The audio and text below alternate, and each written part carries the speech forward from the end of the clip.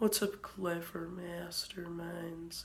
Clever Boy 86 here.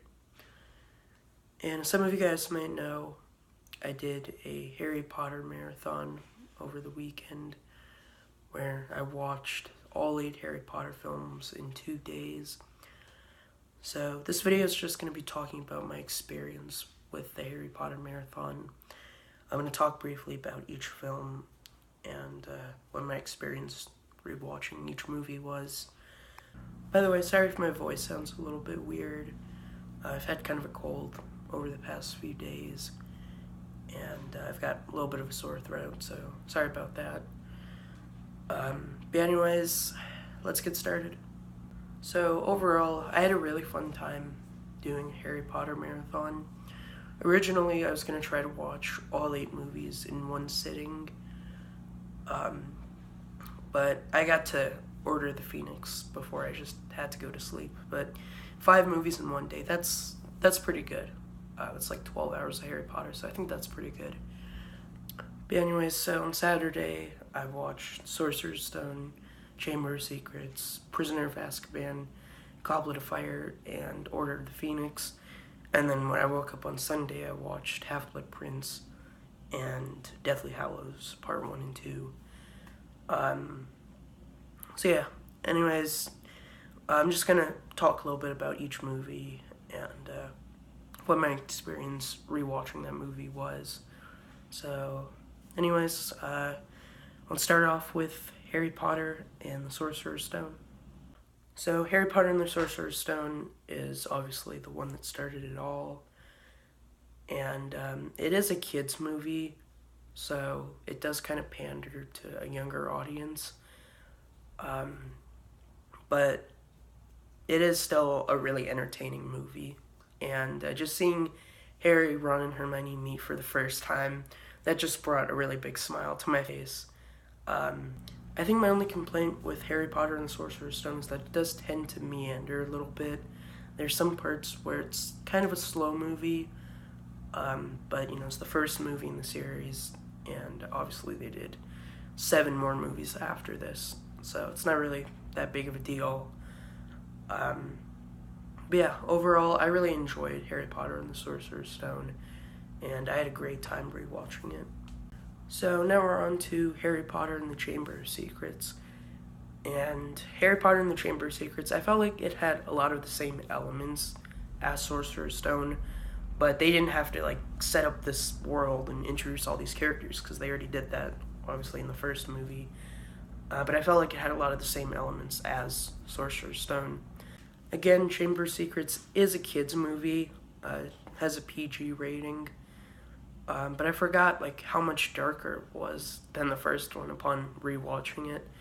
I knew it was kind of a dark movie, but we have these messages written in blood and people getting petrified, and Harry having to fight this giant basilisk that will literally kill you if you look at it. So they got into some pretty dark stuff in Chamber of Secrets. But again, it is kind of it is a little lighthearted compared to some of the later movies in the series. But yeah. Anyways, so overall, I really enjoyed Chamber of Secrets. There were some really great parts, like Harry meeting Dobby for the first time, and Harry and Ron taking the flying car to Hogwarts. Man, it's kind of like Sorcerer's Stone. It's not my favorite Harry Potter movie, but it's still good. I think it was a good continuation of the story from where Sorcerer's Stone left off. But yeah, I think Chamber of Secrets gets a lot of unfair hate online. I don't know, people just seem to really not like Chamber of Secrets, but I think it's a really good movie. But this was sort of the early stages of the Harry Potter movie series. And I think it really helped with Prisoner of Azkaban that they chose a different director to direct Prisoner of Azkaban. But yeah, Chamber of Secrets, it does feel a lot like the first film, and I think that's one of my major criticisms with the movie. But overall, I think it's a good continuation of the story. But anyways, now we're on to Harry Potter and the Prisoner of Azkaban. Now, this one was directed by Alfonso Cuarón, and Sorcerer's Stone and Chamber of Secrets were directed by Christopher Columbus. No, not the guy who discovered America. Different Christopher Columbus. But yeah, anyway, so Alfonso Cuarón stepped in and directed Prisoner of Azkaban, and he did an amazing job. Prisoner of Azkaban is one of my favorite Harry Potter films, and I just had so much fun rewatching it. We get to meet some new characters in Prisoner of Azkaban. We get to meet Sirius Black and Remus Lupin, who's the new Defense Against the Dark Arts teacher. And we also are introduced to the Dementors, which I remember being really scared of them when I watched Prisoner of Azkaban for the first time, because they are pretty scary. They'll literally suck out your soul, so I thought they were a really cool addition to the series. And yeah, I just loved Prisoner of Azkaban. Just the plot and everything. I think it came together really nicely. There's some really great scenes like Harry blowing up his Aunt Marge at the beginning of the movie. And just Prisoner of Azkaban. It just had it brought this new energy to the series. And I think this was kind of the transition from the lighthearted movies to sort of the more darker Harry Potter movies. Alright guys, so sorry about the angle change. I just had to plug in my phone. But anyways, now we're on to Harry Potter and the Goblet of Fire. And I had a really great time rewatching Goblet of Fire. You know, there's some really dark stuff in Goblet of Fire. This was the first Harry Potter movie that was rated PG-13. And it got pretty dark, especially when Voldemort came back at the end of the movie. But yeah, there were some really cool scenes in Goblet of Fire, like Harry battling a dragon, and that was really cool. And Harry fighting those mermaids, that was also a pretty cool scene. But yeah. Anyways, I really liked Goblet of Fire. There was also the Yule Ball, which it did run kind of long, but it was a nice break from everything else that was going on. But yeah. Anyways, also Mad-Eye Moody, and the twist that he was really Barty Crouch Jr. taking Polyjuice Potion. I thought that was a really great twist, and they definitely executed that very well. But yeah, also the scene where Voldemort comes back towards the end of the film, and him and Harry have a duel. I thought that was a really great scene. But anyways, I had a really great time rewatching Goblet of Fire, and now we're on to Harry Potter and the Order of the Phoenix. Now, Harry Potter and the Order of the Phoenix is my second favorite Harry Potter film, and this one was just really good in my opinion. You know, we had Dolores Umbridge, who was the new Defense Against the Dark Arts teacher, and she was just terrible. But anyways, the actress who plays her, I don't know her name off the top of my head, but she did an amazing job playing Umbridge, and Umbridge was the worst. But we also got to meet Luna Lovegood, who I think is one of the coolest characters in the Harry Potter series, and so we got to meet her in Order of the Phoenix. But anyways, I just loved Order of the Phoenix, and the whole battle of the Ministry towards the end of the film where Sirius Black gets killed, that was a really great climax. And and then Dumbledore dueling Voldemort, that was another really great scene. But yeah, I just loved Order of the Phoenix, and watching Harry create Dumbledore's army and basically teaching all these kids how to really defend themselves, that was just really cool to see. And I liked the aspect where the government was against Harry and Dumbledore. I thought that made things really interesting. And my only issue with Order of the Phoenix was that they did try to cram a lot into this movie. They're basically taking the longest book. It was like 800 pages from what I remember. and they're basically cramming it into a 2.5 hour runtime. So it did feel kind of rushed at some parts, but overall, I really enjoyed Order of the Phoenix, and for me, it's my second favorite Harry Potter film. But anyways, now we're on to Harry Potter and the Half-Blood Prince, and I really don't have that much to say about Half-Blood Prince. I think it's probably my least favorite Harry Potter film, because before Deathly Hallows Part 1 was my least favorite, but after rewatching Half-Blood Prince, I think that's probably my least favorite. I don't know, I mean, I feel like Half-Blood Prince was kind of a step down from Order of the Phoenix. You know, we were sort of heading towards the end game of the Harry Potter series, and from what I remember, Voldemort wasn't even in Half-Blood Prince, so that was kind of disappointing.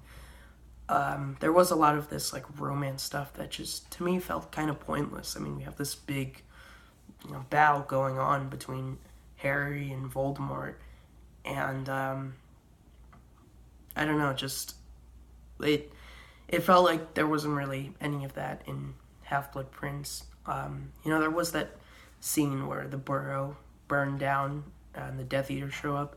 I felt like that was kind of bizarre because it's just, like, never mentioned again. So that was just a little bizarre. But yeah. Anyways, then there's all this, like, romance stuff that was just, I don't know, it's kind of hard to sit through some of it. But the part where Half-Blood Prince does get really interesting is when Harry and Dumbledore venture into that cave to find the locket that's really a Horcrux, and it ends up being a fake. But that was when it got really interesting. And then at the end of the movie, when Snape kills Dumbledore, that was a really great scene, and one of the saddest scenes in the Harry Potter series. But anyways, Half-Blood Prince, it's an okay movie, but it's just, I mean, it's probably my least favorite Harry Potter film. But anyways, now we're on to Harry Potter and the Deathly Hallows Part 1. Alright guys, so Deathly Hallows Part 1.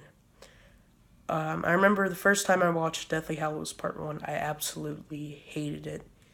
And over time, I grew to enjoy it more and more. And this last time I watched it, I actually really enjoyed it.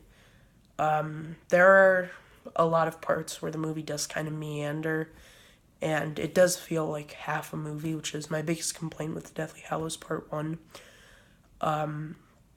But, if you watch Deathly Hallows Part 1 and Part 2 back to back, it's a pretty epic, like, 5-hour long movie if you watch them back to back.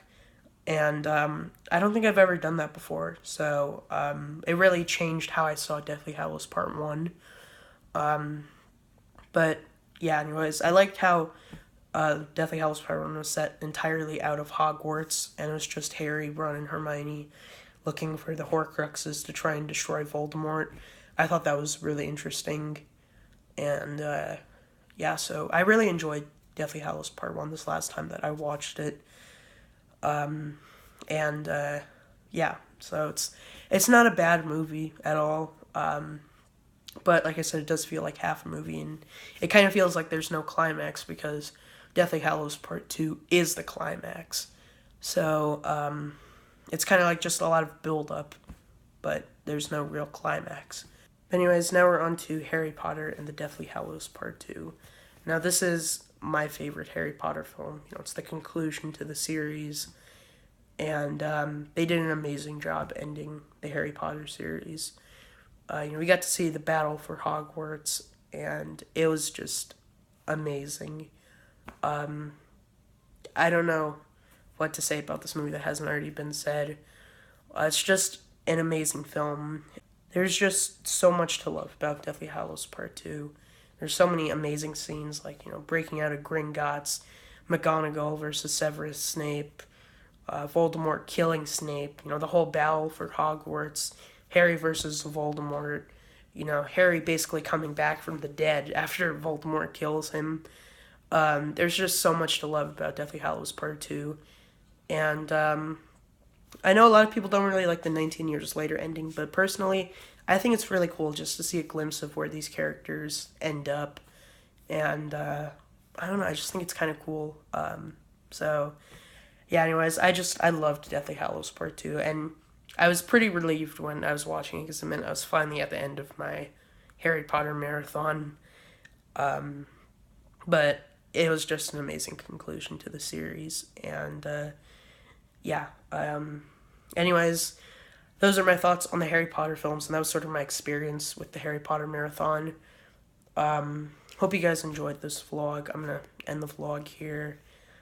I had a really great time doing a Harry Potter marathon, and I would definitely suggest it if you are a Harry Potter fan. And even if you're not, just, rent the movies or buy them on DVD or whatever and just binge watch them, because it's great if you watch them like in a short amount of time. But yeah, anyways, those are my thoughts on the Harry Potter films. If you haven't seen the Harry Potter movies, I would definitely recommend checking them out. It's an amazing series. I know it's not for everyone, but if you haven't seen them, I would recommend giving it a try. But anyways, I'm going to end the vlog here. Hope you guys enjoyed. See you all for the next one. Alright, bye guys.